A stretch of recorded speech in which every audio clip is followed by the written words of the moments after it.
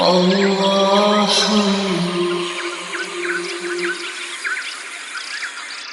بالله من الشيطان الرجيم. بسم الله الرحمن الرحیم. عزیزان ایمان،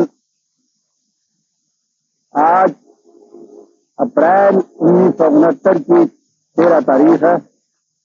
درس قرآن کریم کی ابتدا سورہ بقرہ کی آیت 180 سے ہوتی. 2/183. معذرت خواہ ہوں کہ پچھلے 2 اتواروں کو درس کا ناغہ رہا میری بیماری کی وجہ سے.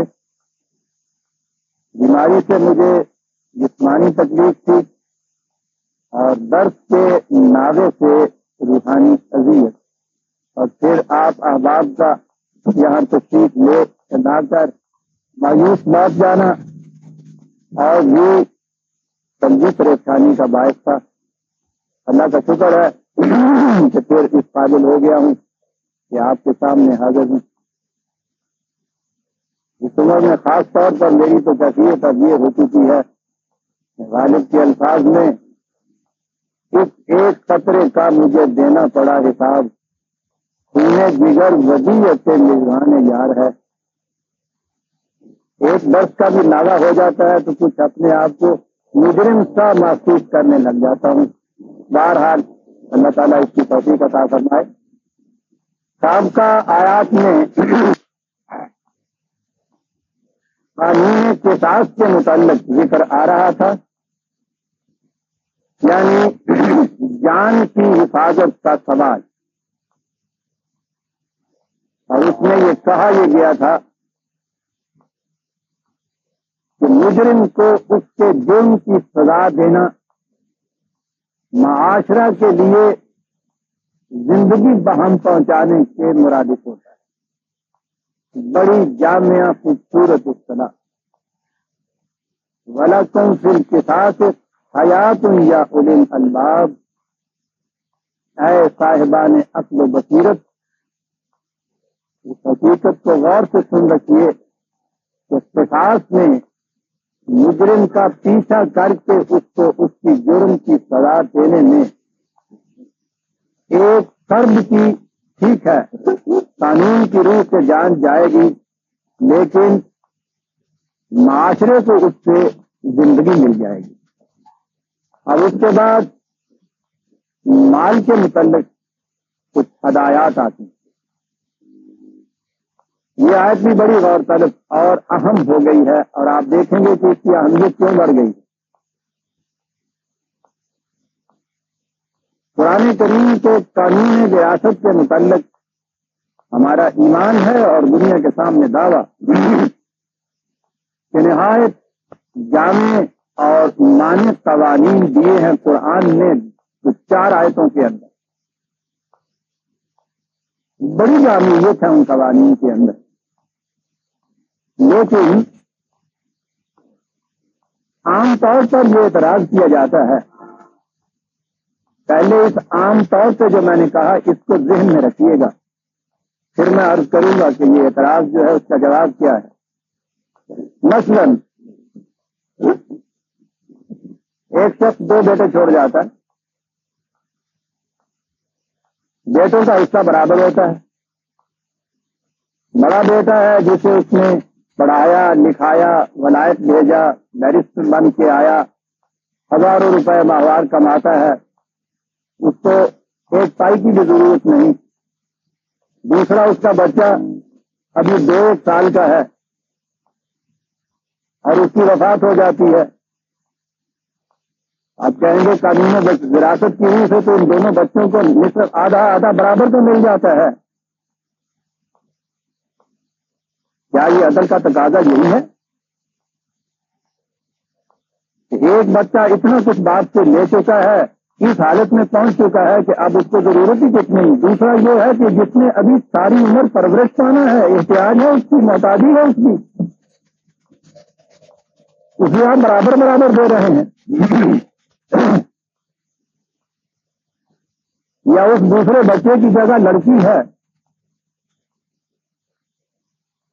وہ 2 حصے لڑکا لے جاتا ہے، 1 حصہ اس لڑکی کو ملتا ہے. لڑکی ہے بیوہ ہو کے گھر میں آ گئی ہے، چھوٹے چھوٹے اس کے یتیم بچے رہ گئے ہیں. 4 بھائی اور ہیں برسر روزگار، کوئی جج ہے، کوئی بیرسٹر ہے، کوئی ڈیوٹی سیکٹری ہے. اس بیٹی کے حصے میں آتا کیا ہے؟ 9واں حصہ.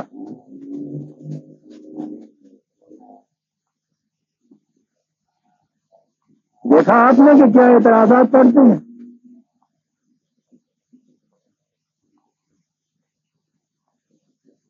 قانون کی بیوی کوئی اور سہارا اور آسرا نہیں، اولاد بھی نہیں. وہ مر جاتا ہے، بیوی بے آسرا کو صرف 4 آنے روپے میں سے مل سکتے ہیں. یہ ساری عمر اس خاون کے بھائی جو اس کے ساتھ مقدمے بازیاں کرتے رہے، اس بیچاری باغیہ کو گھر سے نکالنے کے پڑتا ہے بھائی کی موجودگی میں. اور بھائی کے مرنے کے بعد تو آپ سوچ سکتے ہیں کہ وہ کیا نہیں کریں گے اس کے ساتھ. اولاد نہیں ہے، کوئی سہارا دنیا میں نہیں ہے.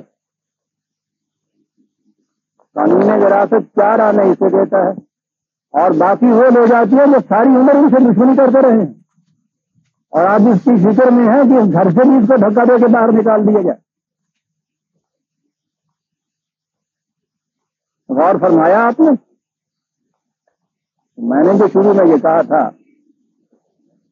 کہ وہ قانون وراثت جس کے متعلق ہمارا ایمان ہے اور یہ دعویٰ ہے کہ نہایت جامع اور مانع اور سیدھی سی بات ہے کہ مبنی بر عدل، یہ تو بنیادی چیز ہے قرآن کے قوانین کی. اور یہ جو میں نے آپ کے سامنے چند مثالیں دی ہیں، اس میں کوئی گہرائی میں جانے کی ضرورت نہیں ہے. دل بظاہر نظر آتا ہے کہ یہ تو نہ عدل کے مطابق ہے، نہ تقاضوں کے ضروریات کے تقاضوں کو پورا کرنے کی چیز ہے.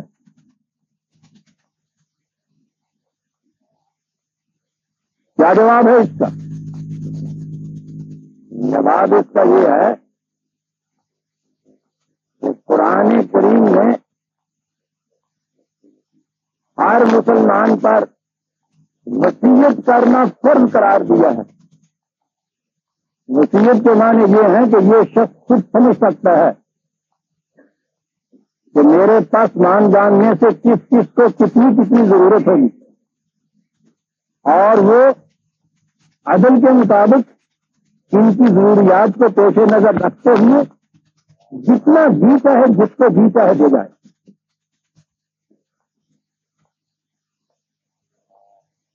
آپ کہیں گے کہ قانون وراثت کہاں پر آیا؟ اس وصیت کے بعد اگر کچھ بچ جائے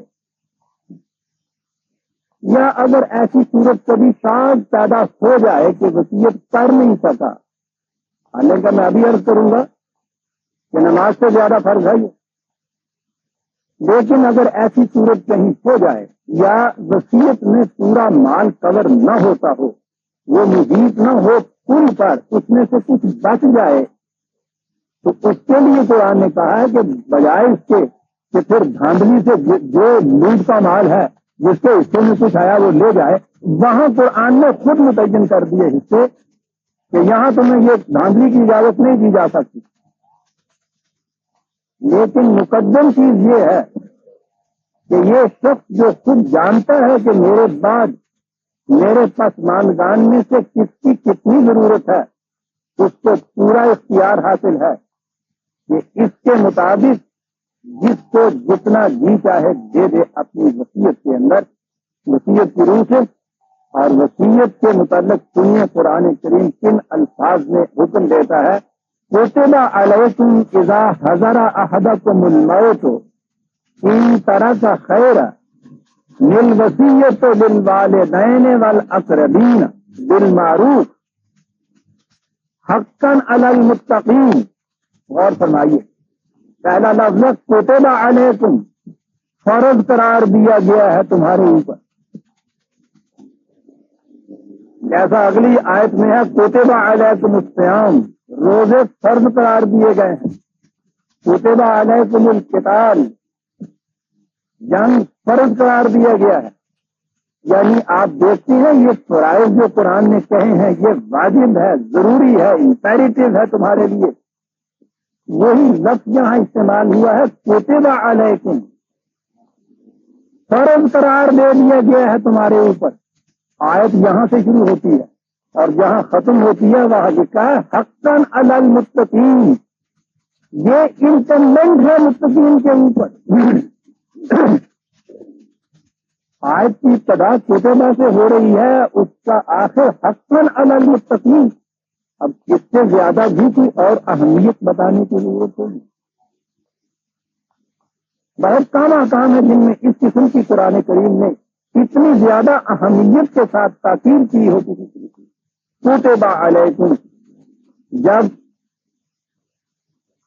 موت سامنے کسی کے آئے تو اس سے پہلے اگر وہ کچھ چھوڑ چلا ہے مال، فرض ہے اس کے اوپر کہ وہ وصیت کرے والدین کے لیے، اقربین کے لیے بالمعروف، قاعدے کی روح، قانون کی روح، قرآن کی روح. حقا علی المتقین، فریضہ ہے یہ متقین کے اوپر ایسا کرنا. اہمیت آپ کے سامنے آ گئی. قرآن کریم عام طور پر اصول دیتا ہے، بہت کم احکام ایسے ہیں جن کی جزیات اور تفاصیل بھی وہ خود ہی متعین کرتا ہے. یہ حکم جو ہے وصیت کا، غور فرمائیے کہ اس کی اہمیت اتنی تھی. سورہ مائدہ آیت 106، 5/106.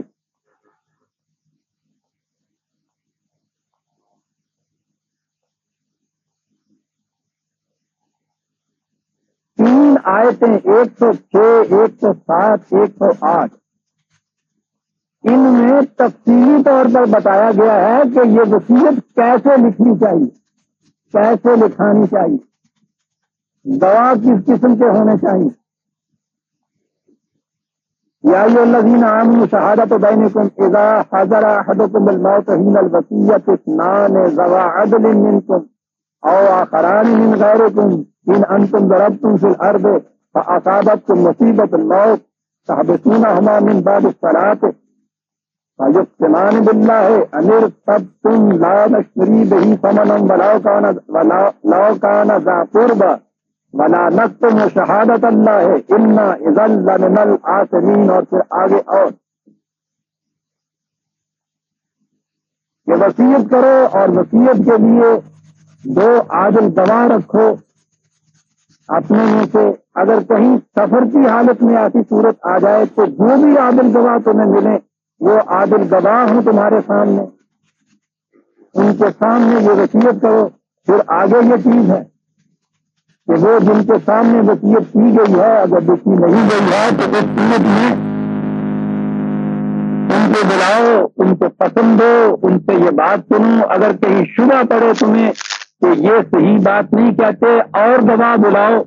یعنی یہ ساری تفاصیل قرآن کریم نے یہ دی ہوئی ہے اس وصیت کے متعلق.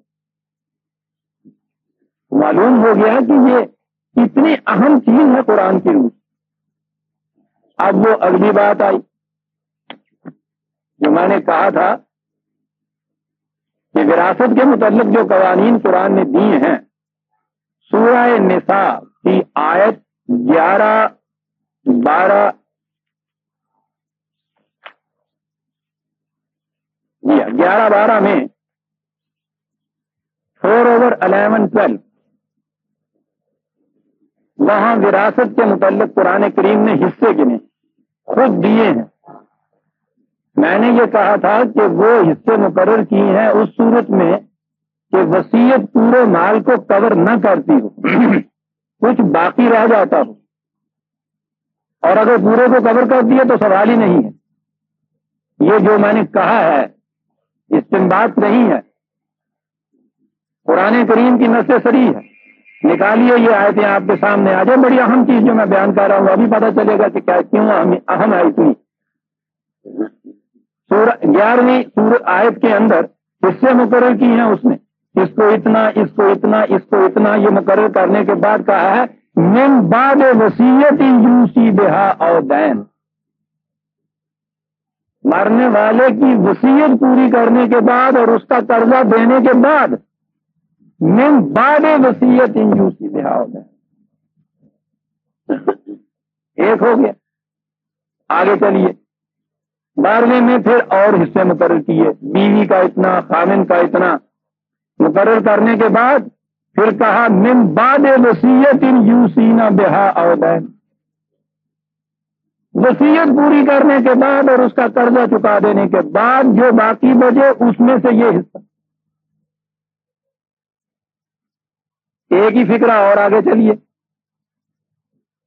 یہ حصہ اس کا، یہ اس کا حصہ، مما ترکتم من بعد وصیت توصون بہا او دین، جو کچھ وصیت کے بعد اور قرضے کے بعد بچ جائے اس میں سے۔ پھر 2 سطروں کے اندر اور حصے مقرر کیے، اس کے بعد کہا من بعد وصیت یوصی بہا او دین، وصیت پوری کرنے کے بعد اور قرضہ پورا کرنے کے بعد۔ میں تفصیل سے اس لیے بیان کر رہا ہوں کہ آپ کو پتہ چلے کہ قرآن نے کس وضاحت، صراحت، تشریح، تبیین، تعین کے ساتھ ان چیزوں کو بیان کیا ہے۔ 2 آیتیں ہیں، اس میں مختلف حصے مقرر کیے ہیں، 4 مرتبہ یہ دہرایا ہے ہر حصے کے بعد کہ وصیت کے بعد اور قرضہ چکانے کے بعد یہ حصے دیے جائیں گے۔ اب آپ نے یہ سمجھ لیا کہ وہ جتنے اعتراض پڑھتے تھے ان میں سے کوئی بھی باقی نہیں رہتا۔ یہی نہیں کہ اسے اجازت ہے کہ وصیت کرے، اس پہ فرض عائد کیا گیا ہے کہ یہ وصیت عائد کرے، وصیت کرے، وہ دیکھے ورثاء میں سے کس کو کتنی ضرورت ہوگی اس کے مطابق وصیت کرے۔ وصیت کے متعلق کہا للوالدین والاقربین، یعنی سارے اس میں آ گئے، والدین بھی اور باقی بھی جو تمہارے اقربا وارث ہو سکتے ہیں، ان سب کے لیے فرض ہے وصیت کرنا۔ وراثت کے ترکے کے جو حصے مقرر کیے ہیں من بعد وصیت، وصیت پوری کرنے کے بعد اب کوئی اعتراض باقی نہیں رہتا۔ لیکن آپ کو معلوم ہے کہ آپ کے ہاں کی قانون شریعت کیا، آپ کے ہاں کا قانون شریعت کیا ہے؟ قانون شریعت یہ ہے کہ کوئی شخص اپنے وارثوں کے لیے وصیت نہیں کر سکتا۔ قرآن کہتا ہے کتب علیکم وصیت للوالدین والاقربین،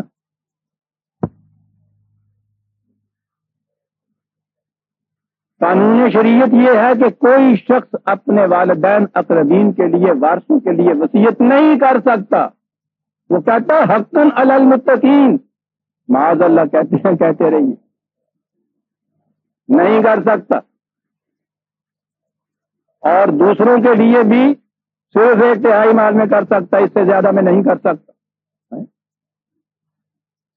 وہ کہہ رہا ہے کہ پورا مال جو تم چھوڑ کے جاؤ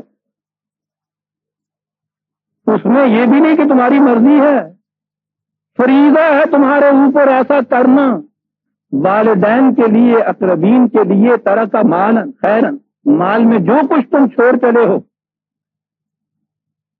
قانون شریعت آپ کا یہ کہہ رہا ہے کہ نہیں سر، وارثوں کے لیے وصیت نہیں ہو سکتی، اور غیر ورثاء کے لیے بھی 1/3 مال میں ہو سکتی، اس سے زیادہ میں نہیں ہو سکتی۔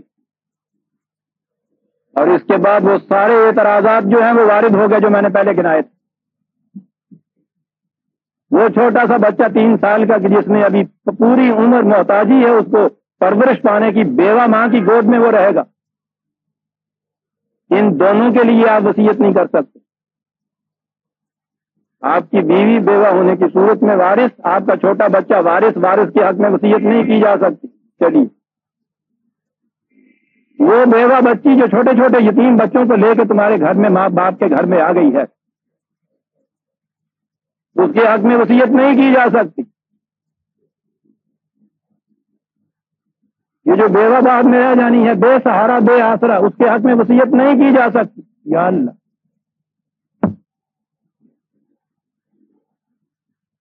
کیسے یہ قانون بنا؟ کہتے ہیں کہ جی ایک حدیث ہے، اس میں آیا ہے لا وصیت للوارث، وصیت نہیں کی جا سکتی. ارے بھائی، قرآن کی یہ آیات آپ کے سامنے ہیں.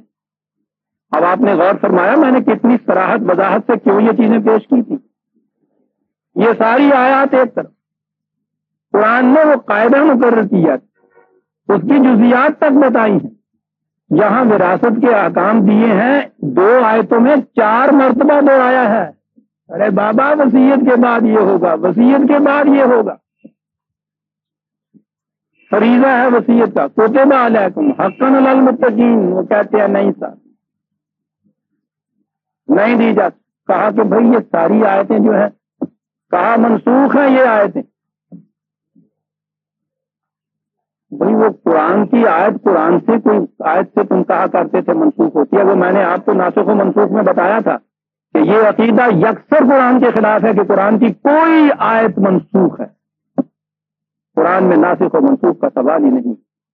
یہ خدائے علیم و خبیر کا کلام ہے کہ جس کو قیامت تک تمام نوع انسانی کے تقاضوں و ضرورتوں کا پتہ تھا، جس نے تمت کلمت اور رب کا صرف وعدل لا مبدل لکلمات ہی، جس نے کہا تھا میں نے مکمل کیا ہے اپنے قوانین کو، کوئی اس میں تبدیلی نہیں کر سکتا.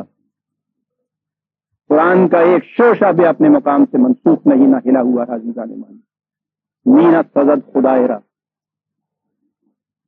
لیکن ایک عقیدہ آپ کے یہاں یہ آیا کہ قرآن کی آیتیں دوسری قرآن کی آیتوں سے منسوخ، اور پھر یہ کہ یہ نہیں کہ خدا نے کہیں کہہ دیا ہو کہ ہماری یہ آیت فلاں آیت کو منسوخ کرتی ہے، کہیں نہیں. یہ چھوڑ دیا ہے علماء کرام کے اوپر کہ جس آیت کو جی چاہے کسی دوسری آیت سے منسوخ قرار دے دیں. اللہ اکبر. چلیے صاحب، قرآن کی آیت قرآن سے ہی منسوخ کرتے ہیں تو میں نے بتایا تھا نا کہ 500 کے قریب منسوخ. کسے نہ مان کے دیگر بتے گے ناز کشی، مگر کے زندہ کنی خل کراؤ باز کشی. احکام کی آیتیں کتنی ہیں قرآن کریم میں، جن میں سے 500 منسوخ، اور خدا کے حکم سے نہیں، انسانوں کے فیصلے سے. چلیے صاحب، قرآن کی آیت نے قرآن کی آیت کو منسوخ کیا، کچھ تھوڑا سا تو احترام باقی رہا. یہاں یہ کیفیت ہو رہی ہے کہ قرآن کی ایسی آیات جس کے اندر اس تاکید کے ساتھ فرض قرار دیا گیا ہے وصیت کو، کہتے ہیں کہ یہ ایک روایت ہے اس نے منسوخ کر دیا اسے. اور چرا آ رہا ہے آپ کے ہاں یہ تواتر سے، اس میں جتنی جتنی قباحتیں نکلتی ہیں، جتنی مصیبتیں پڑتی ہیں، جو پریشانیاں اٹھانی پڑتی ہیں، روز ہمارے سامنے وہ آتی ہیں. ایسے ایسے پیتھیٹک کیس آتے ہیں میرے سامنے، اس قدر جانگداز، اس قدر جانگسل، اس قدر مستحق ہمدردی کے، لیکن قانون شریعت کے سامنے مجبور. اور آپ کا رائج الوقت قانون وہی قانون شریعت کہ نہیں وصیت کر سکتا. کی ہوئی وصیت قانون اس کو منسوخ قرار دے دیتا ہے، باطل قرار دے دیتا ہے، مانی نہیں جاتی عدالت میں. وہ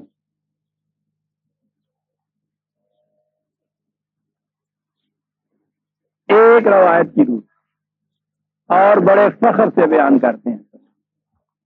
یہ ہے کتاب کا فتنہ انکار حدیث. فتنہ کہہ یہ دیا ان متفنیوں نے، کوٹڈ میں کہتا ہوں ان کی روح سے، فتنہ برپا کرنے والوں نے، کہ بھائی قرآن کریم کی اس قدر محکم، اس قدر واضح صاف متعین آیت، اس کے متعلق آپ کہتے ہیں کہ اس کو ایک روایت نے منسوخ کر دیا. ذرا سوچئے تو صحیح. اور خود روایات کے متعلق آپ یہ بات کہتے ہیں کہ کسی حدیث کے متعلق یقینی طور پہ نہیں کہا جا سکتا کہ وہ رسول اللہ صلی اللہ علیہ وسلم کی، جسے آپ کہتے ہیں نا صحیح حدیث، یاد رکھیے یہ صحیح کا لفظ ٹیکنیکل ہے، اصطلاحی لفظ ہے. انہوں نے خود ایک قاعدہ مقرر کیا ہے کہ اگر کسی حدیث کے روایت کرنے میں اس قسم کے لوگ ہوں تو اسے حدیث صحیح کہا جا سکتا ہے، اور جو صحیح ترین حدیث ہے اس کو بیان کرنے کے بعد ہر حدیث کے بعد لازماً آپ نے بھی سنا ہوگا اور لکھا ہوتا ہے یہ قال رسول اللہ، حضور نے فرمایا، اور کما قال رسول اللہ، یہ یا جیسے حضور نے فرمایا ہو. کہا یہ گیا کہ بھائی اس قسم کی ایک چیز قرآن کی ایسی محکم آیت، اور ایک آیت نہیں، وراثت کے احکام کے اندر 4 دفعہ 2 آیتوں میں دوہرایا گیا ہے اس کو. بھائی اسے منسوخ کرنے کے لیے تو کوئی اس سے زیادہ محکم حجت و سند کی ضرورت ہے. اتنی سی بات کہہ دی صاحب ہم نے، طوفان برپا ہو گیا. یہ ہے عزیزان من جسے فتنہ انکار حدیث کہا جاتا ہے. کتاب شائع ہو گئی. یہ کتاب کیا میرے ہاتھ میں، علامہ محمد ایوب صاحب دہلوی. پہلے انہوں نے ایک مسلمہ یہ قائم کیا کہ یہ جو متفنی ہیں یہ کہتے ہیں کہ بھائی اگر کوئی رسول اللہ کی طرف منسوب کردہ حدیث قرآن کے مطابق ہو اسے صحیح مانا جا سکتا ہے، لیکن اگر کوئی حدیث صریحاً قرآن کے خلاف ہے تو وہ دین میں کیسے حجت ہو سکتی ہے؟ وہ کہتا ہے کہ یہ دیکھیے اعتراض، جواب یہ ہے جس طرح قرآن کے لیے یہ ضروری نہیں ہے کہ وہ ہماری عقل کے مطابق ہو تو حجت ہو اور ہماری عقل کے مطابق نہ ہو تو حجت نہ ہو، اسی طرح نبی کے قول کے لیے یہ ضروری نہیں ہے کہ وہ قرآن کے مطابق ہو تو حجت ہو اور قرآن کے مطابق نہ ہو تو حجت نہ ہو. لیجیے جناب، یہ ہوا مسلمہ. اچھا جی، کہتا ہے اس کی دلیل، بلا دلیل تو یہ بات کرتے نہیں. چلیے سنیے. رہی یہ بات کہ قول رسول قرآن کے خلاف ہو تو وہ بھی حجت ہے، اس کی دلیل یہ ہے، دلیل ملاحظہ فرمائیے کہ قرآن میں ہے کتب علیکم اذا حضر احدکم الموت، یہی آیت کہ واجب فرض قرار دیا تمہارے اوپر وصیت کرنا. قرآن کی یہ آیت ہے، اور رسول اللہ صلی اللہ علیہ وسلم نے فرمایا لا وصیت للوارث، وارث کے لیے وصیت نہیں ہے. یہ ان کے الفاظ میں پڑھ رہا ہوں، یہ علامہ صاحب کے. اور تواتر سے ثابت ہے کہ عمل اسی حدیث پر رہا ہے. سند ملاحظہ فرماؤ، کیونکہ یہی ہوتا چلا آ رہا ہے، یعنی وارث کے لیے وصیت ناجائز قرار دی گئی، حدیث نے قرآن کی آیت کو منسوخ کر دی، اور قول رسول قرآن کی آیت کے خلاف حجت اور موجب عمل رہا، اور اس حدیث کا موجب عمل اور حجت ہونا تواتر سے ثابت. لہذا ثابت ہو گیا کہ رسول کا قول قرآن کے خلاف بھی ہو تو حجت ہوتا ہے، ساتھ منسوخ ہو گئی یہ قرآن کی آیت. سند یہ کہ جی ہنڈا جو چلے آیا، ٹھیک ہے جی. قرآن 20 مرتبہ کہتا ہے کہ جب ان سے کہو کہ آؤ بھائی قرآن کی طرف جو خدا نے نازل کیا ہے، تو یہ کفار کا قول، تو یہ جواب میں کہتے ہیں کہ نہیں صاحب، ہمارے ہاں جو ہوتا چلا آ رہا ہے ہم تو اس کے اوپر قائم رہیں گے، ہم اس کی طرف نہیں آئیں گے. قرآن ان اقوال کو کفار کے اقوال کہہ کے ان کی تردید کرتا ہے. یہ اسی کو اپنے ہاں بطور حجت کے قرآن کے خلاف پیش کرتے ہیں. میں نے پڑھ کے الفاظ سنا دی. دلیل اس کی یہ ہے کہ تواتر سے یہ ہوتا چلا آ رہا ہے. تواتر تو سنو بال ہوتا ہے، جتنا زیادہ آگے بڑھتا چلا جائے گا وہ آپ دیکھیں گے وہ بال بڑا ہوتا چلا جائے گا. پہلا تواتر تو سال بھر کا ہوگا، اب تواتر 1000 سال کا ہو گیا.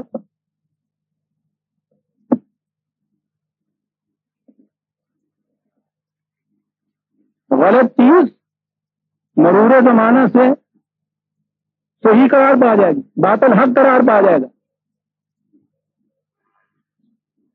پرانے سنیاسیوں کو سنیا گا سی بھی 100 ورے کا گوڑے ہوئے تو پریاس ہو جاتا ہے.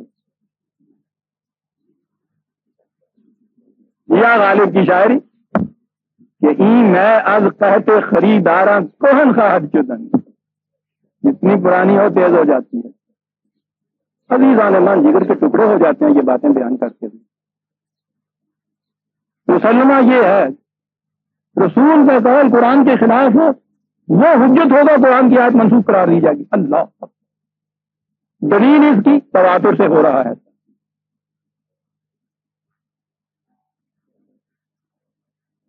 اور فرمایا آپ نے، پھر آپ پوچھا کرتے ہیں کہ ہمارے ساتھ ہوا کیا؟ آپ کے ساتھ یہ کچھ ہوا۔ اسی کو میں کہا کرتا ہوں کہ دین جب مذہب میں بدل جاتا ہے تو پھر یہ کیفیت ہو جاتی ہے۔ یہ دین ہے جو میں نے پیش کیا ہے، وہ مذہب ہے جو آپ کے سامنے رائج۔ اس دوران میں عزیزان من گزشتہ 20 سال کے عرصے میں نے جیسا عرض کیا تھا بڑے بڑے خون رلا دینے والے کیسز میرے سامنے آئے، اور میں نے متعدد بار اس کے لیے سر توڑ کوشش کی کہ یہ قانون کسی طرح سے قرآن کے مطابق ہو جائے۔ ہر بار اس قدر مخالفت میری ہوئی اس بات میں۔ یہ جو کفر کے فتوے لگے اور یہ جو قتل کے لیے محاذ بنے اور یہ جو فتنے دبانے کے لیے ہر قسم کی اسکیمیں تجویز ہوئی اور یہ اتنا لٹریچر شائع ہوا، یہ کس چیز کا سر؟ یہی چیز ہے جو میں پیش کر رہا ہوں۔ ارے بابا قرآن کی ہسٹری کہتے ہیں منسوخ۔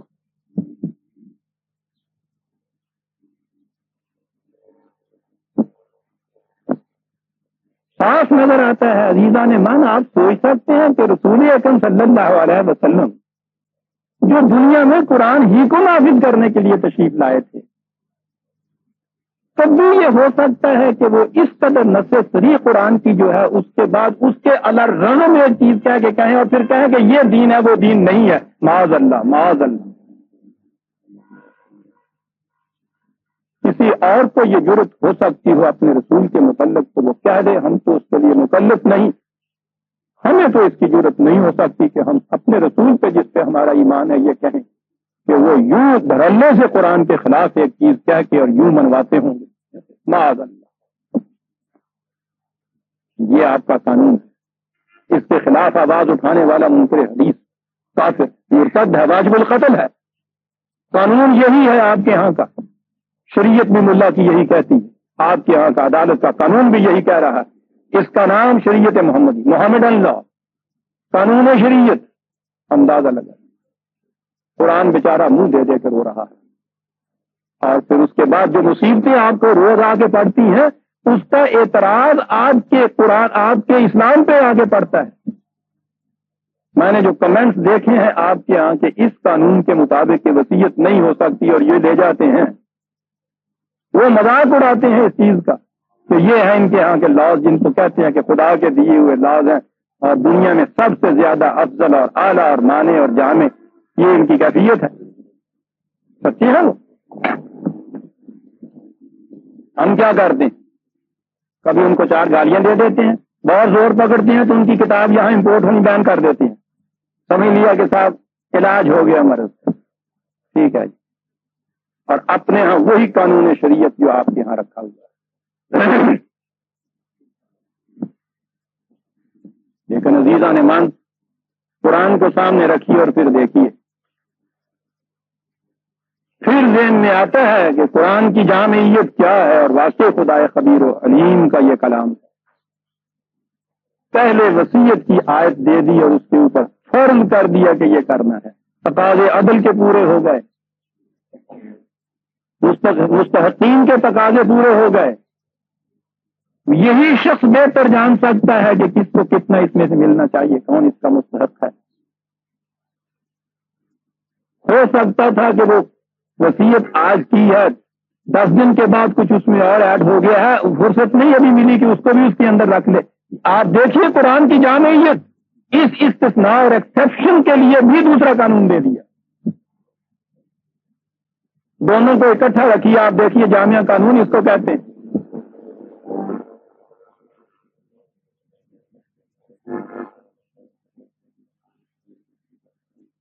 ایک 180 آیت تھی، اگلی 2 آیتوں میں بھی یہی بات چلی۔ فمن بدلہ بعد ما سمعہ فإنما اسمہ علی الذین یبدلونہ ان اللہ سمیع علیم۔ کہا کہ اگر لکھنے کا وقت نہیں رہا اور گواہ بلا لیے اور زبانی بات کہیں ہو گئی ہے اور انہوں نے سنا ہے صرف اس کو، یاد رکھو اگر یہ گواہ اس کو سننے کے بعد اس میں کسی قسم کی کوئی تبدیلی کر دیں گے تو سخت جرم ہوگا ان کے خلاف۔ ایک چیز اور ہو سکتی ہے، وصیت کرنے والا کسی وقت وہ یوں ہی جو ناراض ہو کے بیٹے کو کہتے ہیں میں نے آگ کر دیا تمہیں،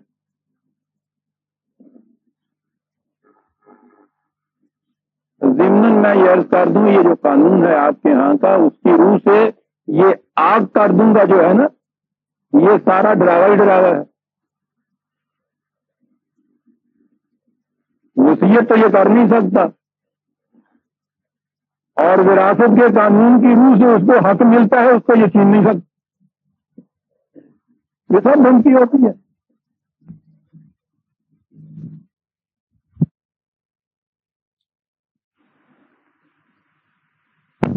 وصیت نہیں کر سکتا پھر تو یہ بات، لیکن اگر وصیت کر سکتا ہے اس میں تو یہ بات ہو سکتی تھی نا۔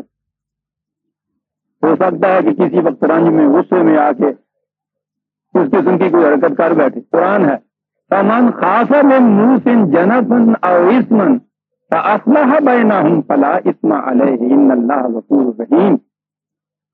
اگر تم لوگ یہ دیکھو کہ اس نے جو کچھ یہ وصیت کی ہے اس میں یوں ہی کسی طرف جھک گیا ہے یا کسی کے خلاف کوئی چیز ہو گئی ہے، کوشش کرو کہ ان کے درمیان مصالحت کی صورت ہو جائے، سمجھاؤ بجاؤ اس معاملے کے اندر، ٹھیک ہے؟ یعنی ایک فرد کے ذاتی جذبات جو تھے اس کے اوپر بھی کچھ تھوڑی سی معاشرے کی پابندی عائد کر دی تو اصلاح بینہم، باہمی مصالحت کی صورت ان کے یہاں پیدا کر دو، یہ ایسا کیا جا سکتا ہے۔ لیکن یہ سب کچھ کرنے کے بعد اگر وہ وصیت جو ہے اس نے اس کے باوجود وصیت جو ہے وہ قائم رکھی ہے، یہی بائننگ ہے اور یہ کرنا قرآن کی روح سے ضروری ہے۔ اب اگر کوئی شخص عزیزان من جسے آپ کہتے ہیں قانون شریعت نافذ ہے آج کل، اور اس کے بعد بھی یہ قانون اس طرح نافذ کیا جائے گا کہ اس کی خلاف ورزی کرنے والا سزا کا بھی مستحق ہو جائے گا۔ آج اگر کوئی شخص یا ان کی شریعت کے قانون کے بعد کوئی شخص وصیت لکھ کے مر جاتا ہے وہ وصیت کالعدم قرار دی جاتی ہے، اس کی کوئی قیمت نہیں ہے آپ کے قانون میں، آپ کی شریعت کی روح سے کوئی نہیں مانتا اس کو۔ وہ جس خدا نے اس پہ فرض قرار دیا وہ لکھتا ہے، میرے سامنے کیس آیا اس نے لکھا یہ کہ صاحب میں خدا کی کتاب کو قانون ضابطہ حجت سند مانتا ہوں، مجھ پہ فرض قرار دیا ہے میرے خدا نے، جیسے نماز پڑھنا فرض تھا، روزہ رکھنا فرض تھا، وصیت کرنا فرض تھا، میں خدا کے حکم کی تعمیل میں یہ وصیت کر رہا ہوں۔ خدا کے حکم کی تعمیل میں وصیت کرنے والے کے بعد یہ انسان بیٹھا ہوا وہ کہتا ہے کہ ہم نہ تمہارے خدا کی بات مانتے ہیں نہ تمہاری وصیت کی بات مانتے ہیں، حکم ہمارا چلے گا، تم کچھ نہیں کر سکتے، تمہارا خدا کچھ نہیں کہہ سکتا، اور حکم ان انسانوں کا چلتا ہے۔ لیکن اپنے نام سے نہیں، اپنے نام سے تو کوئی مانتا نہیں، مذہب میں تو بات یہی ہے، ہر بات اپنی منواتے ہیں، خدا اور رسول اور شریعت کا نام رکھتا ہے۔ یہ ہے عزیزان ایمان انسانوں کا خود ساختہ قانون کے جو مذہب کا لبادہ اوڑھ کے آپ کے سامنے آتا ہے، اور یہ ہے خدا کا دیا ہوا قانون لا مبدل لکلمات، اس میں کوئی تبدیلی نہیں کرتا۔ اور یہ تھے ہمارے جو جرم میرے کہ اس پاکستان بننے کے بعد پکار یہ تھی میری کہ اس کو تم نے لیا ہے خدا کی اطاعت کے لیے، خدا کی کتاب کے مطابق یہاں قوانین بنا دی۔ اس جرم کی پاداش میں یہ ساری عمر کی سزائیں بھگتنا ہوں۔ میں یہ نہیں کہہ رہا مجھے یہ شکوہ یہ شکایت ہے یا کسی کی خاطر یہ کر رہا ہوں، جس کے سامنے قرآن ہوں اس کے اوپر تو فریضہ عائد ہو جاتا ہے کہ جو کچھ قرآن سے اس نے سمجھا ہے اس کو آگے پیش کرے۔ میں تو یہ کرتا ہوں، کیا یہ رہا ہوں کہ یہ جو دہائی مچا دی جاتی ہے کہ یہ کافر ہے اور مرتد ہے اور دیتا ہے، کچھ یہ چیزیں ہیں۔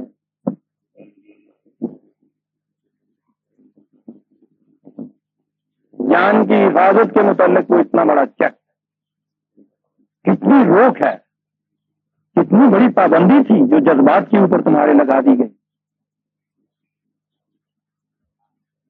تمہارے خلاف کسی نے کچھ کیا، ماری کیوں نہیں دیا ہے؟ انتقام کی آگ بھڑک اٹھی ہے سینے میں.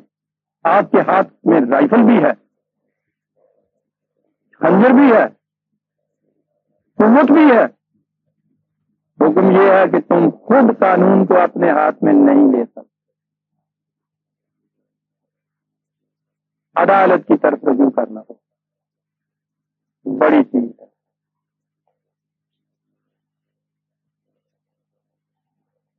مال کے متعلق یہی چیزیں ہیں جو احکام دیے.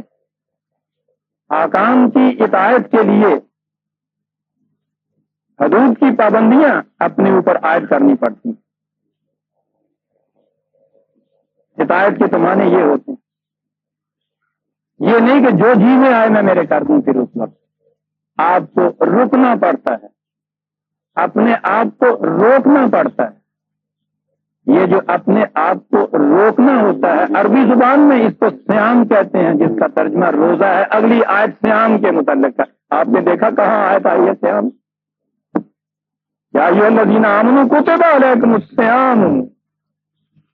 ان احکام کی پابندی ہوگی کیسے؟ ایک تو پابندی ہے نا سپاہی کا ڈال.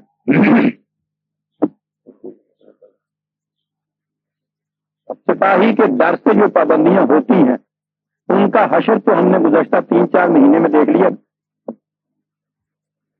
کسی مملکت کے لیے ممکن ہی نہیں ہے کہ ہر فرد کے سر پہ ایک سپاہی کھڑا کرے.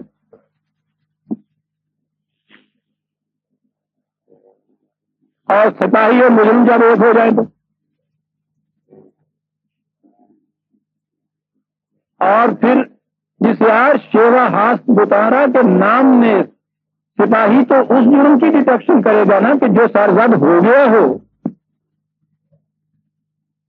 اور سرزد ہونے سے پیشتر جو آپ کے اندر اس کے لیے سازشیں ہو رہی ہوں، تدبیریں ہو رہی ہوں، بدنیتیں ہو رہی ہوں، خرابیاں پیدا ہو رہی ہوں، اس کے اوپر تو کسی کی نگاہ ہی نہیں جا سکتی.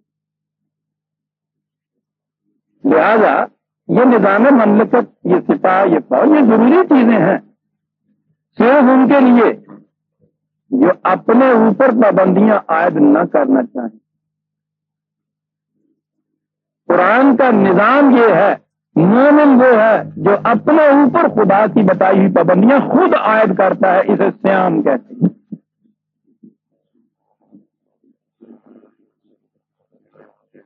ساما کے معنی ہوتا ہے سرکش گھوڑے کو لگام کے ذریعے سے روک لیں.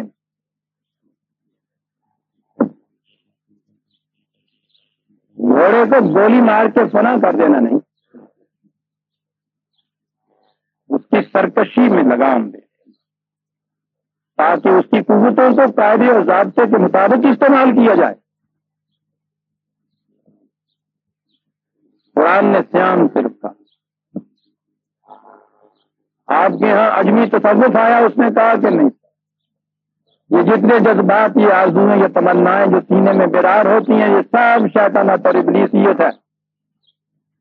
مقصد حیات نفس کشی، مار دو ان سب. ناممکن نفسیاتی طور پر آپ کسی جذبے کو اپنے فنا نہیں کر سکتے، دبا سکتے ہیں اس کو. اور جب آپ دبائیں گے تو وہ ان نیچرل راستے اختیار کرے گا باہر آنے کے لیے. اسے پرورشن کہتے ہیں. کیا گیا شادی قریرو تاب مستوری نہ دارند، جن کے اندر نمود کا جذبہ ہوتا ہے، ان کی نمود کا، ان کو آپ بند کیجئے تو وہ چھپ کے نہیں رہتے. چودار بندی زروزن سر برآرند، دروازہ بند کرو وہ کھڑکی میں سے جھانکنے لگ جاتی. جذبات کو اگر آپ کچلنا شروع کریں گے، جو منتہا ہے آپ کے یہاں تصوف کا، نفس خوشی، مر تو یہ سکتا نہیں، غلط راستوں سے جو نکلنا شروع ہوگا. اور اگر آپ نے کہیں ان کی تاریخیں پڑھی ہوں، خواہ وہ 12 years in a monastery کی کتاب ہو، چھوٹی سی کتاب ہو، بڑی عمدہ کتاب، وہاں سے تصوف آپ کے یہاں آیا ہے نا. یا آپ کے ہاں کے روایت اور خانقاہیں جو ہیں ان کے ہاں کے حالات ہیں.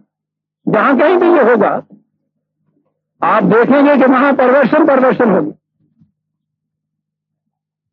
فطرت کے صحیح راستوں کے ذریعے سے تقاضوں کو پورا کر دینا، ان پابندیوں کے تابع رہتے ہوئے جو خدا نے ان تقاضوں کو پیدا کرنے والے خالق نے جو عائد کی تھی، یہ فطرت کے مطابق ان تقاضوں کو پورا کرنا ہوگا. جو ہی آپ نے اس کے خلاف پابندیاں کچھ عائد کی اور ان کو مارنے کی کوشش کی، یہ سام کے بچوں کی طرح ہزار راستوں سے اپنا سر نکالیں گے. یہ پرورشن ہوتی ہے، یہ بدنہادی ہوتی ہے. قرآن نے سیام کہا روکنا ہے، ٹھیک ہے. جہاں تک ایک متعین چیز کا نام ہے وہ تو یہی ہے جو روزہ جسے ہم کہتے ہیں، لیکن یہ اس کی ایک شکل ہے. سیام کے تو معنی یہ ہیں کہ ہر وہ چیز، یعنی پہلی چیز تو یہ ہے کہ ہر وہ چیز جو ناجائز حرام ہے اس سے مستقل طور پر رکنا ہے، الا اضطراری حالت. اگلی چیز یہ ہے کہ جن عام حالات میں جو چیزیں بالکل جائز اور حلال و طیب ہیں، ایسے مواقع ایسے حالات آ سکتے ہیں کہ ان سے بھی روکا جائے. یہ جو ان سے رکنے والی بات ہے نا، اسے سیام کہا جائے گا. اور جس قوم میں مسلسل جہاد کرنا ہو، ساری دنیا کے خلاف جس نے اپنی مدافعت کرنی ہو اور حق کو نافذ کرنا ہو، مسلسل جہاد کرنے والی قوم کے لیے تو اس قسم کی پابندیوں کی ڈسپلن کی نہایت.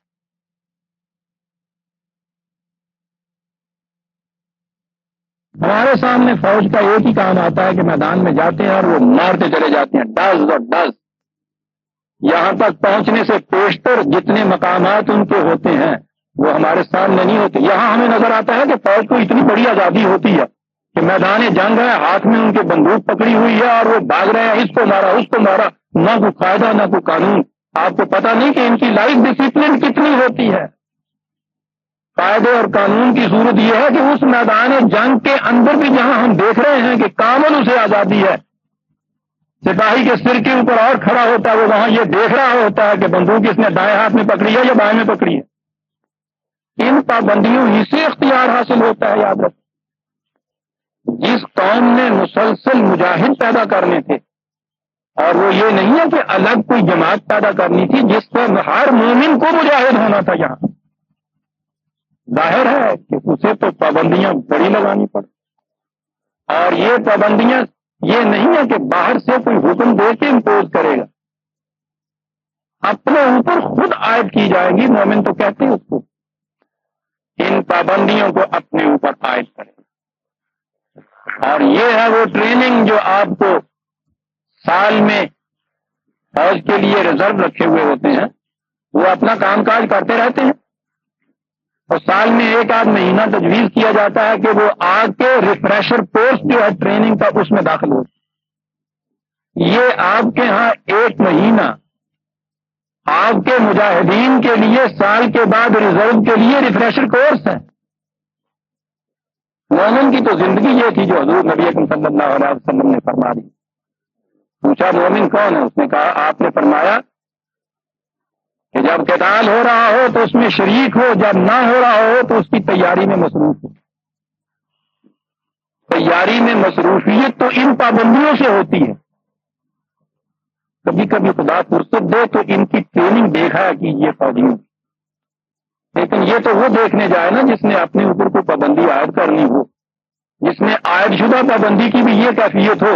سائیکل پہ جا رہا ہے، موڑ آیا ہے سامنے سے، کیپ ٹو دی لیفٹ جو ہے یہ قانون ہے، دور سے سار اٹھا کے وہ دیکھے گا، اگر تو وہ لال پگڑی والا نظر آ گیا اسے تو پھر تو نہایت قاعدے کے مطابق بائیں طرف چلے جائیں. بڑے معذب شریفانہ انداز سے پورامن شہری چلے جا رہے ہیں. اور وہ اگر نہیں ہے اور دائیں طرف جانے سے تو 2 پاؤں سائیکل کے اوپر بچ سکتے ہیں زیادہ سے زیادہ. وہاں جانے کے بعد دیکھ لیں گے اس کا لالچ نہیں ہے، اگر وہ کھڑا ہوا شر سے یوں نکل جائے گا، سیٹی بجاتے ہوئے آگے چلا جائے گا جیسے قلعہ فتح کر کے آ رہا. جس قوم نے یہ کیفیت اپنے یہاں پیدا کرنی ہو وہ ان فوجیوں کی ٹریننگ کا ہے کہ نہیں دیکھنے کے لیے جائے. یہ سال کے بعد ایک آپ کے ہاں ریفریشر کورس کا 1 مہینہ تھا، اور ٹریننگ کس قسم کی اس میں ہوتی تھی اس کا ثبوت سن 2 ہجری میں برادران عزیز روزے فرض ہوئے. 17 دن کے ابھی روزے رکھے تھے کہ بدر کے میدان میں یہ مجاہدین چلے گئے اور 300 نے 1000 کے اوپر وہ فتح پائی کہ قرآن نے یوم الفرقان کہا ہے اس کو. 17 دن کے روزوں کا یہ نتیجہ اور انہی کو حق حاصل تھا کہ آ کے پھر عید منائے. اب یہاں کروڑوں کی تعداد کے اندر تو ساری دنیا میں مسلمان روزہ رکھتا ہی ہے. اس روزے سے جو پابندی اپنے اوپر عائد کرنی تھی وہ پابندی تو خیر چھوڑ دیجیے. یہ تو آپ نے سنا ہوگا نا، خاص طور پہ گرمی کے دنوں کے جو روزے ہوتے ہیں اور عصر کے وقت روزگار کے قریب جائیے، اس سے کچھ بات کیجیے تو وہ اس وقت یہ کہتا ہے کہ میرے نال ایسے گل نہ کری میں روزے نہ لی، یعنی بند بار کر دیں گا. یار روزگار کے قریب ہو کے دیکھیے شوق آتا ہے، ساری دنیا میں لڑن دیا ہے اور تو نے پتا ہی میں روزہ رکھا ہے. ہاں پتا ہے. یہ تھی سیلف امپوز ڈسپلن والی قوم کی کیفیت. نتیجہ اس کا یہ برادران عزیز تعداد کے اعتبار سے دیکھیے تو ان 300 کے مقابلے میں شاید لاکھ گنا زیادہ روزے رکھنے والے. نتیجے کے اعتبار سے آپ دیکھیے کہ 300 نے 1000 کو فتح کر لیا، یا 3 آتے ہیں 1000 کو مار کے چلے جاتے ہیں تمہارے. سیلف امپوز ریسٹرکشن، اپنے اوپر عائد کردہ خود پابندیاں. لا اکراہ فی الدین، کیا بات ہے قرآن. سپر امپوز پابندی تو مجرم کے اوپر عائد کی جاتی. شریف انسان اپنے اوپر آپ پابندیاں عائد کر. یا ایھا الذین آمنوا کتب علیکم الصیام کما کتب علی الذین من قبلکم. نئی بات نہیں. جہاں جہاں بھی ہم نے مجاہدین تیار کیے تھے اس سے بیشتر انبیاء کرام آئے تھے، ان کی امتوں سے بھی یہی کہا گیا تھا. یہ تو ازل سے حق و باطل کی لڑائی چلی آ رہی ہے. ازل سے اس قسم کے حزب اللہ جو ہیں وہ تیار ہوتے چلے آ رہے ہیں. ان پر بھی یہ پابندیاں ہم نے اسی طرح سے کاہے کے لیے پابندیاں یہ عائد کی، کیوں رکھا جائے. آپ کو معلوم ہے قرآن کریم نے یہ کہا ہے کہ ہم نے کتاب اور حکمت نازل کی. کتاب تو قانون کو کہتے ہیں، یہ حکمت بھی نازل کی. یہ کیا چیز؟ ہمارے ہاں عام طور پہ ایک شکایت ہوتی ہے کہ صاحب یہاں جب کوئی حکم نافذ ہوتا ہے تو یہ نہیں بتایا جاتا کہ یہ ہم کیوں نافذ کر رہے ہیں، کیا ضرورت پڑ گئی، اس کا فائدہ کیا ہوگا. دوائی یا فٹ بڑا اطمینان ہو جاتا ہے اگر آپ ریشنلی سمجھا دیں دوسرے کو کہ یہ ہمیں یہ یوں کہہ رہے ہیں. گھر کے بچے کو آپ ایک جگہ حکم دے کے دیکھیے کہ بیٹھو، یوں نہیں کرتے، اور دوسرے وقت میں یا دوسرے جگہ یا دوسرا باپ اس بچے کو بٹھا کے سمجھائے کہ دیکھو بیٹا یہ یوں نہیں کرتے، اس کا یہ نقصان ہوتا ہے، ایسا کر لینے سے یہ فائدہ ہوتا ہے. آپ دیکھتے ہیں کہ یہ دونوں تعمیل جو ہوتی ہے آپ کے احکام کی، ان دونوں صورتوں میں انہیں فرق کتنا پڑتا ہے. پہلی صورت میں وہ ہر وقت محسوس کرتا ہے کہ ہاں صاحب ٹھیک ہے جی پیو جو ہوا مننا ہے گا، روٹی کھانے دینا نہ ماننا گا تو تھپڑ مارے گا. ہر وقت اس کے خلاف ریوولٹ ہوتی ہے. اور اگر آپ ذہنی طور پہ اس کو مطمئن کر دیتے ہیں، ریشنلی ایکسپلین کر دیتے ہیں the why of that order of yours, مطمئن ہو جاتا ہے. اسے حکمت کہتے ہیں. یہ بھی قرآن نے کہا منزل من اللہ ہے. جی یہ دا حکمت جو ہے یہ بھی منزل من اللہ ہے. یہ منزل من اللہ کیوں ہے؟ بڑی گہری چیز ہے. ڈاکٹر صاحب نے آپ کو ایک دوائی دی، کہا کہ 4 گھنٹے کے بعد یہ پیتے جانا. یہ تو ہے کتاب، یہ تو ہے حکم، یہ تو ہے قانون. اس کے بعد انہوں نے کہا کہ پیتے جائیے، شام کو 6 بجے آپ دیکھیں گے بخار آپ کا اتنا کم ہو جائے گا، یہ پیجیے تاکہ بخار کم ہو جائے. اگر ڈاکٹر صاحب یہ نہ بتائیں تو آپ پیے جائیں گے، آپ کو کچھ معلوم نہیں ہو سکے گا کہ دوائی نے وہ اثر کیا ہے یا نہیں کہ جو ہونا چاہیے تھا. اگر انہوں نے کہہ دیا ہے کہ اس کے بعد 4 گھنٹے کے بعد بخار آپ کا اتر جائے گا تو 4 گھنٹے کے بعد آپ کھڑے ہو کے دیکھیں گے. اگر تو وہ اترا ہے تو ٹھیک، تشخیص ٹھیک ہے، دوائی ٹھیک ہے، اس نے اپنا نتیجہ دکھا دیا. بخار نہیں اتر رہا تو آپ اس کے بعد فوراً ڈاکٹر صاحب سے کہیں. ڈاکٹر صاحب بھی کھڑے ہو کے پھر دوبارہ سوچے گا تشخیص میں غلطی ہوئی، دوائی تجویز کرنے میں غلطی ہوئی، یا خود دوائی ہی غلط مل رہی ہے. یعنی اگر وہ متعین نتیجہ نہیں نکل رہا جس کے لیے کہا تھا کہ ایسا کرو، تو پھر وہ اس کو کنٹینیو نہیں کرتا جائے گا. یہ نہیں کیفیت ہوگی کہ نہ دکھ جائے نہ درما راس آئے مگر خب تو دوا ہے اور میں پیے جا رہا کیوں پیے چلا جا رہا ہے. ڈاکٹر صاحب نے جو کیا تھی، ڈاکٹر صاحب نے کہا تھا لعلکم تاکہ یہ ہو جائے، تو یہ نہیں ہو رہا، کھڑے ہو جاؤ، کیوں خام کھاتی. کبھی نہیں آپ یہ کہتے کہ پیے چلے جائیں، لیکن نماز پڑھے جائیں گے، روزے رکھے جائیں گے. کیوں جی؟ حکم خدا بندی ہے بھائی. اس نے تو ساتھ کہا تھا لعلکم تاکہ یہ ہو جائے، تو کھڑے ہو کے کبھی دیکھو کہ جو اس نے کہا تھا ہو جائے وہ ہو رہا ہے. آپ نے سوچا برادران عزیز کہ کیوں قرآن نے خود حکمت کو بھی ساتھ بتا دیا؟ اگر وہ یہ نہ بتاتا تو ہم اپنے آپ کو مطمئن کر کے بیٹھ جاتے کہ ہو رہا ہے. کوئی آبجیکٹو اسٹینڈرڈ، کوئی معیار، کوئی تھرمامیٹر ہمارے پاس نہ ہوتا جو بتا دیتا کہ بخار کم ہو گیا ہے. مریض کا اپنے متعلق خود ہی فیصلہ کر لینا کہ ٹھیک ہو رہا ہوں. فریب نفس ہے. مذہب فریب نفس دیتا ہے. ہر فرد خود فیصلہ کر لیتا ہے. مقرر بارگاہ خدا بندی بنتا چلا جا رہا ہوں، خوابوں میں بھی دار الہی ہوتا چلا جا رہا ہے. وہاں سے نیچے اتریے تو ارباب شریعت جو ہوتا ہے، یہ ہوتا کیا ہے جی؟ اس سے ثواب ہوتا ہے. کوئی بتا ہی نہ سکے ہوتا کیا، ثواب ہوتا ہے. قرآن کہتا ہے لعلکم تاکہ یہ ہو جائے، اور ہونے والی بات اس دنیا کے اندر وہ بتاتا ہے.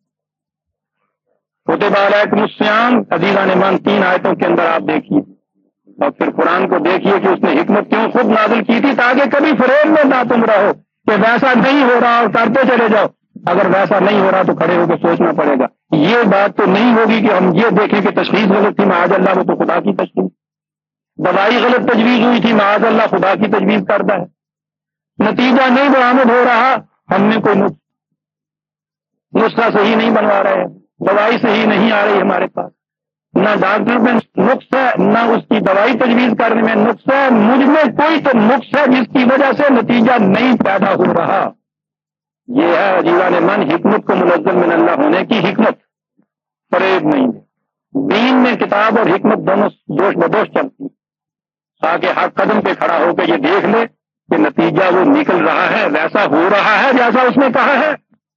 اور یہ ہے حکمت قرآن کی عزیزان ایمان.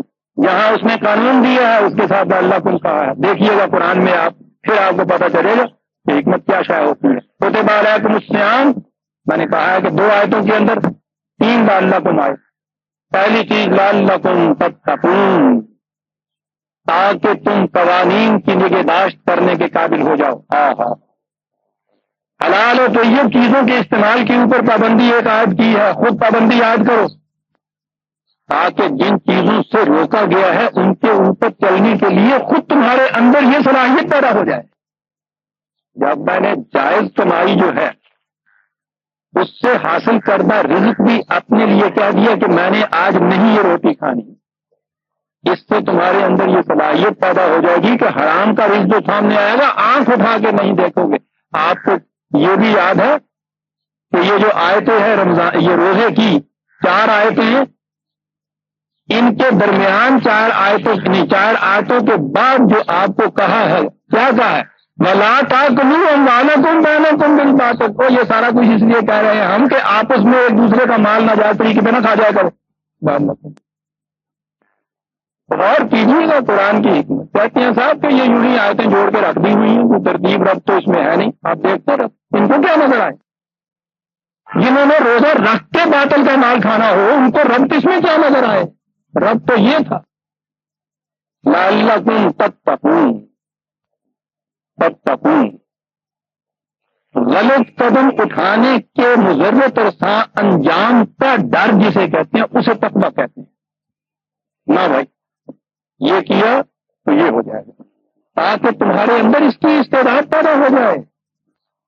وہ پھر تو وہ ٹریننگ جو فوجی کو سال بھر ملتی ہے، یعنی ان کے پاس وہ کھانے کے لیے ہوتا ہے، پانی ہوتا ہے، یہ 15-15 دن بڑھاتے ہیں سپاہی کو، حالانکہ موٹریں ساتھ ہوتی ہیں بڑھاتے ہیں. اور اس میں ہوتا یہ پانی نہیں پینا، کچھ نہیں کھانا. کیوں؟ کل کو جب میدان جنگ میں جانا ہے، 65 کے میدان میں ہم نے دیکھ لیا نا جنگ کے اندر 6 دن تک یہ سپاہی ان مورچوں کے اندر بیٹھے رہے بغیر دانے اور پانی. یہ نتیجہ تھا اس ٹریننگ کا جو ان کو جنگ کے علاوہ عام امن کے زمانے میں ملی تھی. کہا یہ امن کے زمانے کے اندر امپوز کیا کرو اپنے اوپر یہ پابندیاں لعلکم تتقون، تاکہ تم میں قانون کے پابند ہونے کی استعداد پیدا ہو. وہ اس وقت کھلے نہیں. لعلکم تتقون. اچھا قانون کی پابندیاں عائد کر لی. کیا ہوا اس کے لیے؟ میں نے کہا تھا نا کہ یہ تو مجاہدین کا ایک پروگرام جہاد کا ہے کے لیے. لِتُكَبِّرُوا اللَّهَ عَلَى مَا هَدَاكُمْ، کہ جو تمہیں ہدایت اور رہنمائی اور گائیڈنس دی گئی ہے اس کی بنا پر دنیا میں سب سے بلند تمہارے خدا کا قانون رہے. اس لیے یہ سیام پر اللہ اکبر. کیا پروگرام ہے کیا لعلکم ہے، کیا قانون ہے، کیا اس کی حکمت ہے. لِتُكَبِّرُوا اللَّهَ عَلَى مَا هَدَاكُمْ. سیلف ڈسپلن ہو جاؤ تاکہ اس دنیا میں کبریائی خدا کے نظام اور قانون کو حاصل ہو. دیکھ رہے ہیں آپ یہی نتیجہ نکلتا ہے یا نہیں سامنے؟ کروڑوں کی تعداد میں سیام کی پابند، اتنی پابند کے ساتھ اگر عید کے چاند کے متعلق کہیں ہو گیا ہے صاحب کہ وہ چاند نہیں ہوا، دوسرے دن روزہ نہیں رکھا گیا، قیامت برپا ہو گئی صاحب.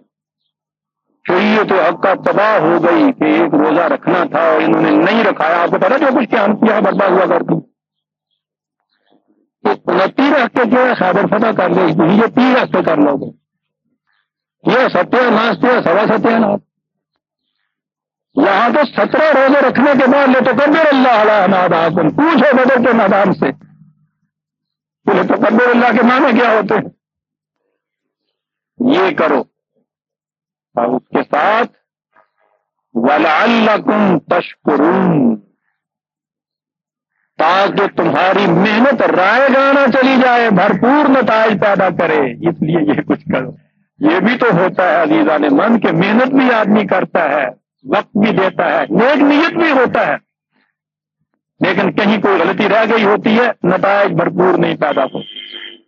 کہا یہ جو جزیات کی اوپر ہم نے کہا ہے نگاہ رکھو، جزیات نہیں ہے اس میں، وہ اس لیے دی ہیں. 3 چیزیں آگئی برادران عزیز 2 آیتوں میں لعلکم تتقون. پہلی چیز تو یہ ہے ہر قانون کی نگہداشت کرنے کی صلاحیت از خود پیدا ہو جائے، یعنی ود ایفرٹ، یہ نہ کرنا پڑے. آپ کے اندر کی یہ چیز ہو جائے کہ خود بخود آپ اس کی اطاعت کرتے چلے جاتے ہیں. سپاہی کی کیفیت یہ ہو جاتی ہے. پھر اطاعت کی چیز تو مجھے ایک دوست کا وہ فکرہ سپاہی کا پسند آیا. بریگیڈیئر وہ کہتا ہے اطاعت کہتا ہے مجھے تو اپنے اردنی کی بھی اطاعت کرنی پڑتی ہے. صبح جب وہ آواز دیتا ہے کہ صاحب 5 بج گئے ہیں، صاحب کو کتنی کیوں نہ نیند آئی ہو، اٹھنا ہوتا ہے مجھے. بڑی بات کہہ گیا وہ. سیلف ڈسپلن کا جذبہ اتنا اس کے اندر فرائض کر جاتا ہے کہ وہ پھر اس کی عادت ہو جاتی ہے. لعلکم تتقون. کیا بات کہہ گیا ہے قرآن کہ آج خود تم قانون کی پابندیاں کرتے چلے جاؤ. اس لیے یہ تمہیں یہ کہا ہے کیوں پابندیاں کرتے چلے جاؤ. یہ نہیں ہے کہ ہمارا حکم ہے، حکم حاکم مرگ مفاجات صاحب نے کہہ دیتا جی مننا ہے اگر کی کیتا جائے. لِتُكَبِّرُوا اللَّهَ عَلَى مَا هَدَاكُمْ. دنیا میں کبریائی صرف نظام خداوندی کے لیے ہو جائے. اور جہاں پہ تمہارا تعلق ہے لعلکم تشکرون، تاکہ تمہاری محنتیں بھرپور نتائج پیدا کریں. لعلکم ایام معدودات، چند گنتی کے دن. کیا ہے گنتی کے دن؟ آیتیں ساری سامنے آئیں گی تو اس میں عرض کروں گا. لیکن قرآن ہے عزیزان من، شور اڑتا ہے جب 9 دن کے روزے، 3 دن کے روزے. اور آپ کو معلوم ہے یہ کن کی طرف منسوخ کیے جاتے ہیں؟ جو بلا آسمان سے آتی ہے خانہ انوری، ایک بروز ان کو مل گیا، کہتا ہے 3 نمازیں پڑھو. یہ کہاں کہتا ہے؟ یہ کہتا ہے وہ تو نہیں، ساری دنیا کہہ دی ہے، وہ کہہ دی ہے ساری دنیا فائدہ نہیں دے دی. کہتا ہے 9 دن کے روزے رکھو. میں یہ چیز اللہ کی بارگاہ میں شکرانے کے طور پہ کہتا ہوں میں تھا جس نے یہ کہا تھا فمن شاہد منکم الشہر فلیصمہ، میں نے اس سے قرآن میں یہ کہیں نہیں لکھا ہوا کہ 30 دن کے روزے، میں نے کہا قرآن میں یہ لکھا ہوا کہ جو تم میں سے اس مہینے میں موجود ہو گھر پہ فلیصمہ، اس مہینے کے یہ وہ جو ہے نا، اس کے اندر عربی زبان جاننے والے جانیں گے، اس کے معنی یہ ہے کہ وہ جو ہیں وہ اس مہینے، وہ کے معنی ہے اس مہینے کے، یہ مہینہ روزوں کا ہو اس کے لیے۔ میں نے یہ کہا تھا کہ قرآن سے ثابت ہے کہ مہینہ ہے روزوں کا۔ خیر، ایام معدودات، بات مجھے ایک اور اہم کہنی ہے اس میں، اس کے لیے 5 منٹ زیادہ کیوں نہ لگے۔ سنیے، ایسی تفصیل دی ہے قرآن نے رمضان کے متعلق، کم احکام ہے، نماز کی تو تفصیل ہی نہیں قرآن میں آتی تھی، یعنی زیادہ نہیں آتی۔ فمن کان منکم مریضا او علی سفر فعدۃ من ایام اخر، یہاں عزیزان من پہلے دیکھیے، فمن شاہد منکم الشہر، شاہدہ کے معنی عام طور پہ کیا جاتا ہے کہ جو تم میں سے زندہ ہو اس مہینے میں وہ روزہ رکھے، اندازہ لاؤ، جو مر گیا آئے گا وہ تو نہیں کہیں گے لوڑ ہوگی۔ عربی زبان میں شاہدہ اور غابہ، وہ شاہدہ کہتے ہیں وہ شخص جو گھر پہ موجود ہو، یعنی ہمارے تصور میں نہیں آ سکتا، اس لیے کہ ہم لوگ تو رہنے والے یہ تمدنی زندگی کیا شہری ہیں، رہتے ہیں عام طور پہ، گھر پہ کبھی کبھی باہر گئے۔ وہ جو صحرائی زندگی ان لوگوں کی تھی، اکثر وہ باہر سفر میں ہی رہتے تھے، اور سفر وہ صحرا کا، ایئر کنڈیشن کا تھوڑا سا ہوتا، تو وہاں یہ بڑی اہم چیز، شاہدہ اور غابہ۔ شاہدہ کے معنی ہوتا تھا جو گھر پہ موجود، گھر پہ موجود ہونا پہلی چیز ہو گئی۔ اس کے بعد ہے منکم مریضن او علی، مریضن کہہ دیا استثناء کے لیے، تندرست ہونا ضروری ہو گیا۔ اگر وہ گھر پہ نہیں ہے اور تندرست بھی نہیں ہے، من کان مریضن او علی سفر فعدۃ من ایام اخر، وہ دوسرے دنوں میں یہ گنتی پوری کرے۔ معلوم ہوتا ہے کہ مختلف بیچز اس کے لیے بنائے جائیں گے ٹریننگ کے لیے، جو اس قسم کے اس نارمل کورس میں شامل نہیں ہو سکیں گے، ان کے لیے پھر دوسرے مقام پہ دوسرے وقت میں دوسرا ٹریننگ کورس ہوگا، دوسرے دنوں کے روزے پورے کرنے۔ ہو گئی بات، گھر پہ موجود ہو تندرست، موجود نہ ہو مسافر ہو دوسرے دنوں، مریض ہو تب تندرست ہو اس وقت۔ بظاہر نظر آتا ہے کہ مکمل ہو گئی بات، لیکن قرآن ہے ابھی مکمل نہیں ہوئی۔ وَعَلَى الَّذِينَ يُطِيقُونَهُ فِدْيَةٌ طَعَامُ مِسْكِينٍ، ایک تیسری کیٹیگری، اس کے لیے روزے کا بدل نہیں ہے کہ دوسرے دنوں میں رکھے، نہ یہ ہے کہ وہ رکھے، نہ یہ ہے دوسرے وقت میں رکھے، اس کے لیے ہے وہ ایک مسکین کا کھانا کھلا دے۔ یہ کون ہے؟ تو یہی تھا جس کے لیے میں نے کہا تھا مجھے ذرا تفصیل سے بیان کرنا پڑے گا، میرے الفاظ میں نہ سنیں۔ آپ کے ہاں چلا آ رہا ہے یہ قصہ، پہلے دن سے جو ایک بھیڑ گئی ایک راستے سے چلی جا رہی، میں زیادہ قدامت پرست لوگ جو ہیں ان کی بات نہیں پیش کر رہا، یہ ایک بحث چلی تھی ہمارے ہاں اسی لفظ کے متعلق، میں وہ پیش کر رہا ہوں۔ اتفاق سے وہ بحث چلی تھی سید ابوالعلا مادوری صاحب کے ساتھ، وہ ہمارے دور کے ماڈرن قسم کے مفسر ہیں یا مولوی۔ میں نے اس لیے پیش کیا کہ یہ عرض کیا کہ یہ نہ کہا جائے کہ صاحب وہ پکی روٹی کی قسم کے جو ملا ہے ان کی بات کر رہے ہیں۔ پہلے انہوں نے ترجمہ کیا قرآن کی اس آیت، روزہ رکھنا یہ عدت چند گنے چنے دن، پھر جو کوئی تم میں سے مریض ہو یا سفر پر ہو تو پورا ہونا چاہیے شمار دوسرے دنوں، ٹھیک ہے۔ آگے وہ آتی ہے آیت، قرآن شریف سامنے ہے تو نکال لیجیے، بڑی اہم بات ہے جو اب آئے گی، بڑی اہم بات۔ وَعَلَى الَّذِينَ يُطِيقُونَهُ فِدْيَةٌ طَعَامُ مِسْكِينٍ، سنیے ترجمہ، جو مریض ہو مسافر ہو تو وہ دوسرے دنوں میں پورا کرے، اور جو لوگ اس کی یعنی روزے کی طاقت رکھتے ہوں ان پر فدیہ ہے ایک مسکین کے کھانے کا۔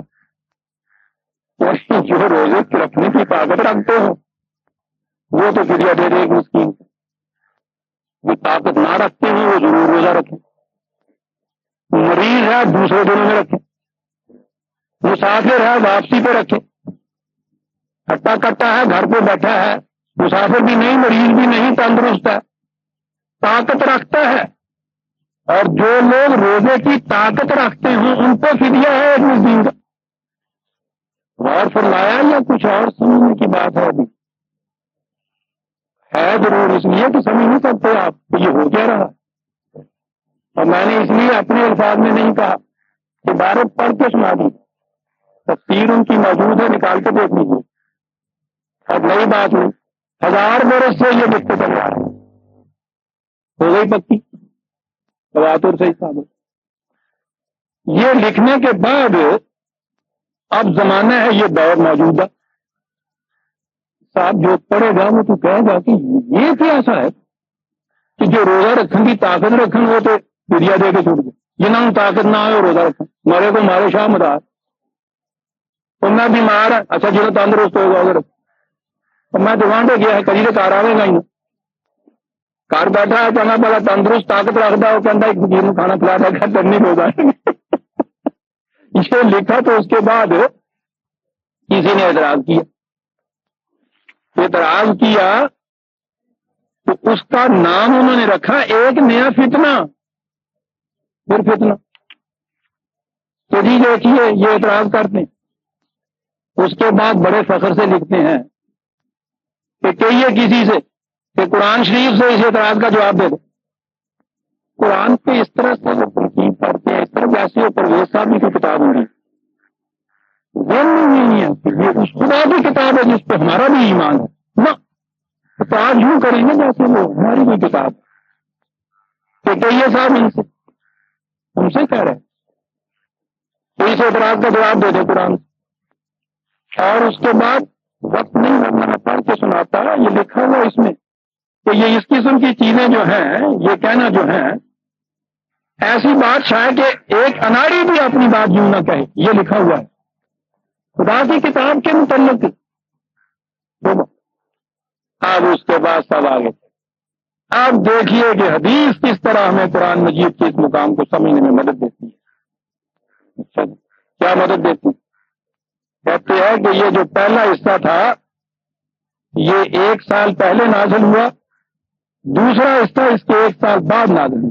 پہلے سال روزے فرض کرتے وقت یہ رعایت رکھی گئی تھی کہ آدمی روزے کی طاقت رکھنے کے باوجود اگر روزہ نہ رکھے تو فدیہ دے دے, مگر دوسرے سال اس رعایت کو منسوخ کر دیا.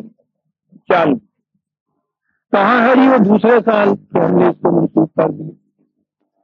حدیث شریف میں جو پہلے سال فرض کیا روزے کو, فرض کرنے کے ساتھ کہہ دیا کہ جن میں روزہ رکھنے کی ہمت ہے وہ نہ رکھے, وہ فدیہ دے دیں. وہ سال کے بعد چونکہ رمضان آتا ہے, پہلے رمضان میں تو یہ کر گئے معاذ اللہ. اس کے بعد پھر خود ہی اللہ میاں کو بھی خیال پیدا ہوا کہ اے حکم کی دے دیتا, دوسرے سال میں روزے آن تو پہلے نہیں وہ منسوخ ہے حکم. آپ نے دیکھا حل کیسے تلاش ہو. اس بیان سے نہ صرف یہ کہ سارے اشکالات ان کی عبارت ہے رفع ہو گئے, بلکہ یہ بات بھی سمجھ میں آ گئی کہ دوسرے سال آخری اور قطعی حکم دیتے وقت یہ کیوں بات ہے. کیا بتائیں کہ انہوں نے کیا سمجھ رکھا ہے. سنیے عزیزان من, وَعَلَى الَّذِينَ يُطِيقُونَهُ فِدْيَةٌ طَعَامُ مِسْكِينٍ. وجد کیا انہوں نے یہ کیا یطیقونہ, اردو زبان میں ترجمہ کر لیا کہ جو اس کی طاقت رکھے. اور طاقت کے معنی ہمارے ہاں تو پتہ یہ جو ہوتی ہے جو اس کی طاقت رکھے, سمجھے ہی نہیں کہ عربی زبان ہے. اور پھر مجھ سے یہ کہا کرتے ہیں یہ وہ کہ صاحب یہ تو زبان عربی کے اندر یہ قرآن تھا, تو کیا بات ہوگی تم یہ کوئی نئی باتیں نکالتے ہو. ان لوگوں کو عربی زبان بھی نہیں آتی تھی, اب میں کیا بتاؤں. بات یہ نہیں ہے, زبان کا سوال نہیں. ہمارے ہاں تو کسی اسلاف میں سے کسی کے ہاں سے کوئی غلطی ہو گئی ہو, خطا بزرگ گرفتن خطا, اس کو غلطی کہنا جو ہے یہ سب غلطی. بات بنے نہ بنے آپ یہ کہتے چلے جائیے کہ کچھ ہوگی صاحب اس کے اندر بھی بات یہی ٹھیک ہے. کہیں ایک لفظ غلطی ہوئی چل پڑی, تواتر کے ساتھ سنو بال بنتا چلا گیا. میں اپنی طرف سے نہیں کہہ رہا عزیزان من, میں آپ سے کہا کرتا ہوں کہ میں نے جو لغات لکھا ہے ہر لفظ کے لیے عربی زبان سے مختلف لغت جو ہیں ان کے حوالے میں نے دی. سنیے اور پھر وجد میں آ جائیے. جو گھر پہ موجود ہو تندرست ہو اس کے لیے روزے فرض ہیں، مریض ہو تندرستی جب آ جائے صحت یاب ہو جائے روزے فرض ہیں، مرض ایک عارضی چیز عارضہ ہوتا ہے پھر تندرست ہو جاتا ہے آدمی، سفر ایک عارضی چیز ہے پھر گھر پہ آ جاتا ہے صبر ہو جائے، ایک شخص بوڑھا ہو چکا بڑھاپے کی وجہ سے رونا رکھنے کی اس میں طاقت نہیں، بمشقت اس کو وہ کر سکتا ہے، یہ نہ مسافر ہے نہ مریض ہے۔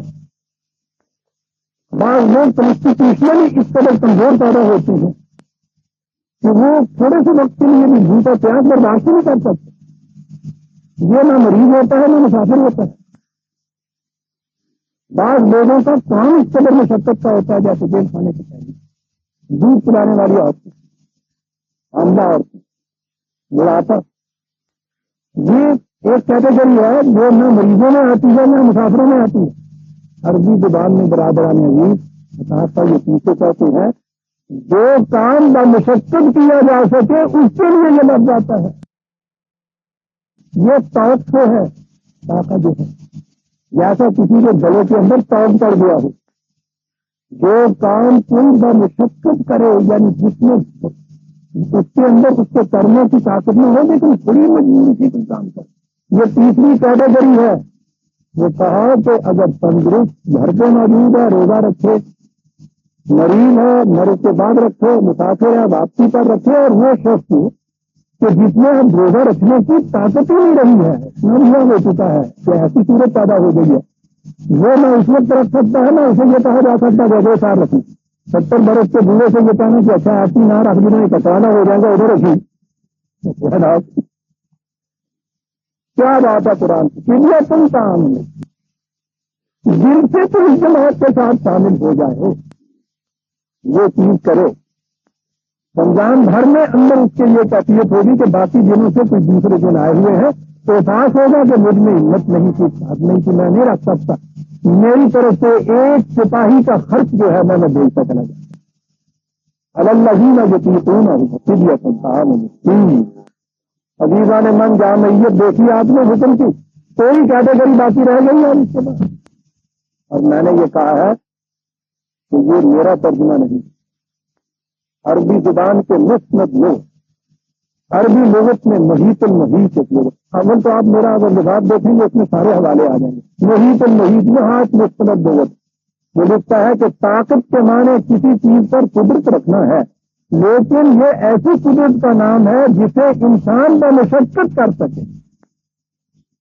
دراصل یہ اس طاقت کے ساتھ تشبیہ ہے جو کسی کے گلے میں ڈال دی، اور اس میں ایک بڑی چیز اس میں کہی ہے کہ قرآن میں وہ جو دعا سکھائی گئی ہے نا کہ لا تحملنا ما لا طاقت لنا به، اس کا درجہ کیا جاتا ہے کہ جس چیزوں کی ہمیں طاقت نہ ہو ہم پہ وہ بوجھ نہ ڈال دینا، یعنی اللہ میاں کو یہ سمجھانے جائے ہیں کہ حکم تو دے رہے ہو دیکھنا 10 سال کا بچہ ہے 2 من پھر دینا ہے تو 2 لاکھ دینا، یعنی اللہ میاں کو سکھا رہے ہیں کہ ایسی بات نہ ہمارے حکم دے دینا جس کی ہمیں طاقت ہی نہ ہو، کہتا ہے کہ اس کے یہ معنی نہیں کہ جس کی ہمیں طاقت نہ ہو قدرت نہ ہو، بلکہ اس کے معنی یہ ہے کہ جس کا بجا دانا ہمیں دشوار ہو بمشقت کو ہم کرتے ہیں۔ لسان العرب عربی زبان کا بڑا مسلم لوگ اس میں لکھا ہے طاقت اس مقدار کا نام ہے جو کسی انسان کے لیے بمشقت کرنا ممکن۔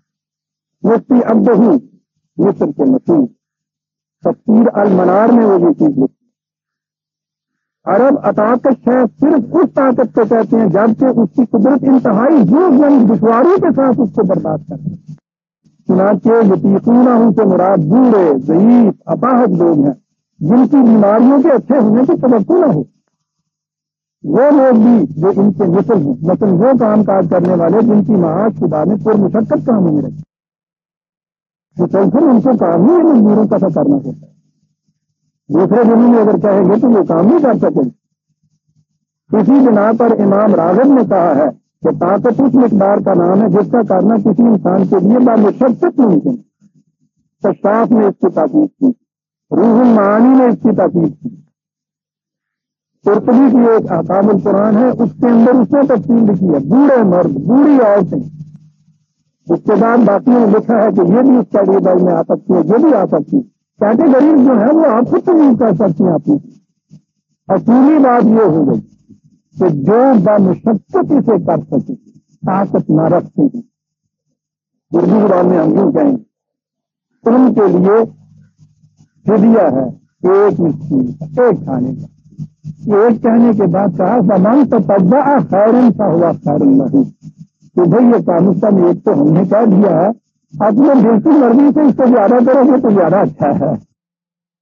اب آگے بارڈر لائن کیسز، جس کے لیے کوئی دوسرا بھی فیصلہ کر سکتا کہ واقعی یہ بامشقت میں رکھ سکتا ہوں یا میں رکھ سکتا ہوں، اس کے لیے کہا بارڈر لائن کیس کے اندر یہ یاد رکھو، اگر دونوں طرف بین کی بات ہو وَأَن تَصُومُوا خَيْرٌ لَكُمْ، اس صورت میں اگر روزہ رکھو تو زیادہ بہتر ہے۔ إِن كُنتُمْ تَعْلَمُونَ، اگر تم بات سمجھو تو یہ سمجھ جاؤ گے کہ بارڈر لائن کیسز کے اندر جہاں رکھ نہیں سکتے ہو ذرا کچھ قوت برداشت کرنی پڑتی ہے۔ یہ ٹھیک ہے، اجازت تو ہماری طرف سے ہے کہ تم فدیہ دے سکتے ہو، لیکن یہ سمجھ لو کہ اگر تم روزہ رکھ لو تو وہ زیادہ بہتر ہے۔ یہ 184 آیت برادران عزیز، اس سے آگے یہی احکام چل رہے ہیں یہاں تک یہ بات واضح ہو۔ رمضان کے مہینے کے روز تندرست گھر پہ موجود اس کے لیے، مریض مسافر کے لیے دوسرے دنوں میں اس کی گنتی پوری کرنا عدت، اور اگر وہ لوگ جو بمشقت رکھ سکیں، بعض بیماریاں ایسی ہوتی ہیں برادران عزیز، پیاس آدمی آدھے گھنٹے کے لیے روک نہیں سکتا، بے ہوش ہو جاتا ہے، اور یہ چیز کہ یہ دوسرے وقت میں رکھے پھر کرے گی، پانی پی لو پھر رکھ لے، پھر پانی پی لو، یہ ساری کیٹیگری جو ہیں یہ اس کے اندر آ گئی۔ تو یوں قرآن کریم نے جامع طور سے آپ کو احکام دیے، اور آپ نے یہ دیکھ لیا کہ اس یتیقونہ ہو کا برگنا اردو زبان کی طاقت کر کے پھر وہ کیا مصیبتیں بنی، پہلے وہ خود مصیبتیں اپنی ذمہ خود ڈالی، پھر خدا کے معذلہ معلومہ اعتراض دیے کہ جو طاقت رکھتا ہے وہ فدیہ دے دے، اس کے بعد اس کا معذلہ مذاق ہوا، پھر کہا کہ قرآن سے اس کا حل بتاؤ، قرآن نے یہ کہا ہو تو اس کا حل بھی وہ بتاؤ، تم نے تو خود ہی قرآن کے منہ میں ایک بات ڈال دی۔ اس کا حل صاحب یہ ہے کہ پہلے سال جو روزے فرض کیے گئے اس میں تو یہ چیز تھی کہ طاقت پر روزے نہ رکھو، دوسرے ہی سال یہ بات سمجھ میں آ گئی تو یہ منسوخ کر دیا یہ جو حکم تھا، اور اس کے لیے یہ اگلی بات آئی۔ 184 آیت تک ہم آگے 185 سے آگے لیں گے۔ ربنا تقبل منا انک انت السمیع العلیم۔